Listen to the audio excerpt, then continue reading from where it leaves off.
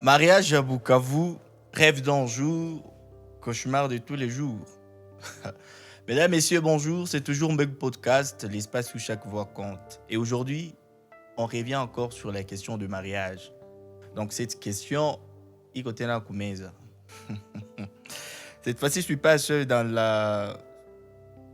merci. Je ne suis pas seul, je suis avec mademoiselle Johanna. Mais avant que je ne continue, elle peut se présenter. Bonjour, Bonjour Léonard. vous allez bien? Oui, je vais bien et vous? Ah, très bien. Comment vous vous appelez? Présentez-vous. Je m'appelle Johanna Balibuno.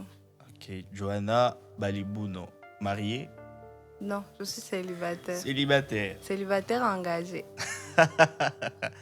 Mwanasikia eko célibataire mwenye iko engagé. Donc mkomentere yako usisema sio nipatie numero, nipatie adresse au déjà ushapata jibu. Alors, on va parler de mariage dans la ville de Bukavu. Et directement, je préfère y aller avec les questions. Alors, comment les réseaux sociaux influencent-ils la vision du mariage à Bukavu? D'abord, les réseaux sociaux. Oui, Les réseaux sociaux ne nous montrent pas vraiment la réalité des choses. ok, Les réseaux sociaux nous montrent toujours de mariages qui sont parfaits, des relations qui sont parfaites oui. et idéalisées, ce qui fait à ce que ce qui nous met la pression de vouloir nous marier sans savoir ce qui s'y trouve réellement. Ok, je comprends. La pression là, bon, qui vous force d'aller suivre, bon, d'aller regarder la télé ou les réseaux. On ne peut pas vivre sans réseau. Si, on Ah. peut vivre sans réseau. Ok, mais il m'appelle tout mangalé novelas.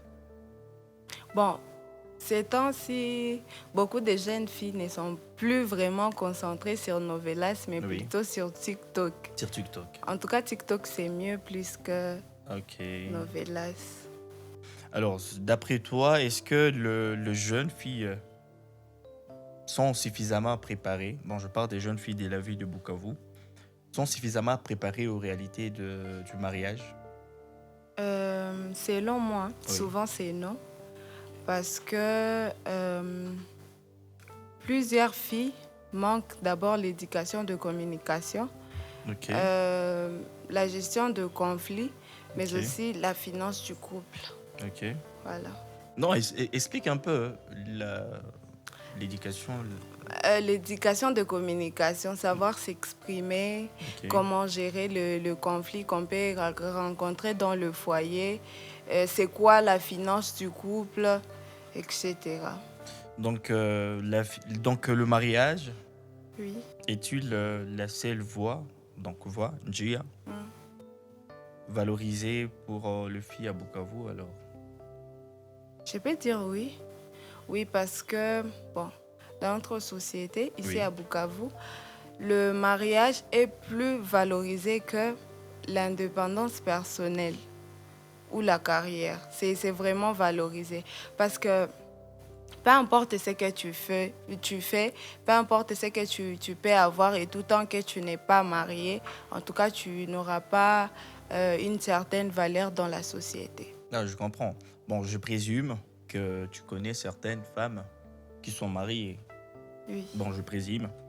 Alors, qu'est-ce une jeune fille mariée à celle qui rêve encore du mariage actuellement? Moi, je pense qu'elle peut Oui. nous conseiller d'abord de s'aimer Ok. et après s'aimer, étudier, mais aussi travailler sur la gestion des émotions. Parce qu'une femme qui est digne de ses noms doit avoir toujours un grand cœur. Ok, donc tu penses qu'il y a certaines filles qui se sont mariées mais qui les regrettent? Oui, il y a, bon, je ne généralise pas, Oui. mais il y a certaines filles qui regrettent parce qu'elles ont sacrifié leurs études, mais aussi leurs rêves pour le mariage. Et selon toi, qu'est-ce qu'on peut faire pour qu'il n'y ait pas encore de jeunes filles qui vont se marier pour après regretter? Moi, je ne sais pas, parce que kila mtu kuna choix yake, Ndiyo. kila mtu anakuwa na choix yake.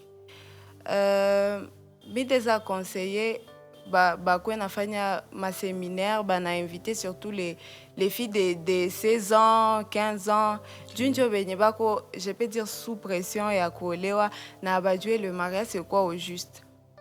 Beaucoup de jeunes filles bako nalunga ces temps-ci parce que anona mwenzake analunga, elle veut aussi se marier. Ok. Pourtant, dans les mariages, il faut la maturité. Et plusieurs filles, jeunes filles se marient, elles ne sont pas matures. Alors, parlant de maturité, j'aimerais comprendre, il s'agit de quelle maturité? L'âge, genre avoir 25 ans, 30 ans, ou une maturité émotionnelle, ou maturité au niveau de la connaissance? Bon, je peux suggérer la maturité au niveau de la connaissance, Connaissance, émotion, c'est vraiment important. ok. Oui, c'est vraiment important. Ok, merci. Elle demande aux jeunes filles de la ville de Bukavu de toujours penser à leur maturité émotionnelle avant de s'engager, parce que dans une relation amoureuse, il y a toujours eu des épreuves qui demandent à ce que l'on soit fortement émotionnel et que l'on soit à mesure de supporter les autres. Alors, Madame Johanna, Oui. dans moins de 2 minutes, qu'est-ce que vous diriez aux jeunes filles de la ville de Bukavu? Donc, tu peux les regarder. Elles sont là, je suis en train de le voir. Qu'est-ce que tu leur dirais dans 2 minutes? Ce que je conseillerais aux jeunes filles comme moi, avant de se marier, étudier. Parce que ma mère m'a toujours dit que le premier mari d'une fille, c'est ses études. Ok. Mais aussi travailler sur la gestion de nos émotions, savoir à ne pas agir sous la colère, c'est pas vraiment prudent. Mais aussi se marier avec quelqu'un qu'on aime pour de vrai et non quelqu'un qu'on aime juste pour le matériel ou le confort qu'il peut nous donner. Et c'est un peu ça, en bref. Vous l'aviez bien écouté, elle dit de ne pas juste vous confier au matériel, et là j'appuie. Pas seulement les matériels, parce que la vie change. Donc je peux avoir ma montre ici maintenant et tu m'aimes à cause de ça, et en sortant d'ici, on vole la montre. Donc je crois que c'est un message très important qu'elle a fait passer. Et c'est fait un grand plaisir d'être avec vous aujourd'hui dans Big Podcast. Je pense que ce ne sera pas la dernière fois qu'on développe un sujet avec vous. Je pense que prochainement, on parlera de ceux qui divorcent. Ça va? Merci. Merci beaucoup. C'était un grand plaisir.